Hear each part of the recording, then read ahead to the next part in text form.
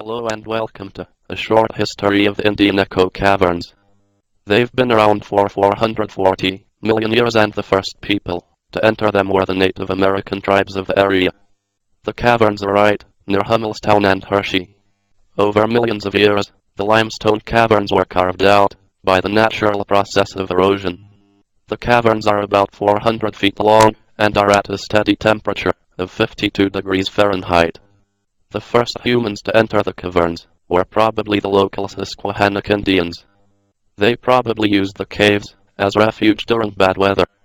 In the 1670s they mysteriously disappeared, leaving the caves and the surrounding area unoccupied.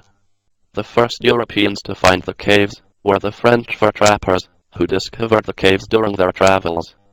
They discovered it in the late 17th century or the 18th century, and the stories they wrote about it and their adventures drew more explorers over the years. In 1929, John Biber opened up the caverns to the public.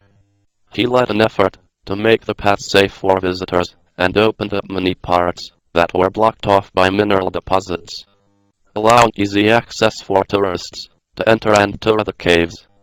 Mr. Biber owned the caverns until the Great Depression, when the caverns ran into trouble and the bank took control. The caverns would remain closed until 1942, when Edward S. Swartz, a Hershey native, bought the caverns.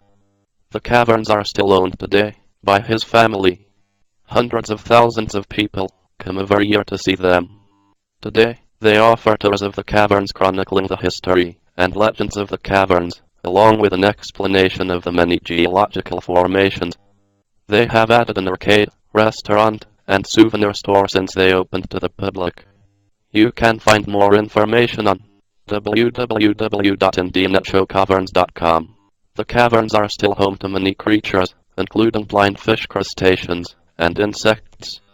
Something worth keeping in mind while you're here at one of the most beautiful natural wonders Central Pennsylvania has to offer.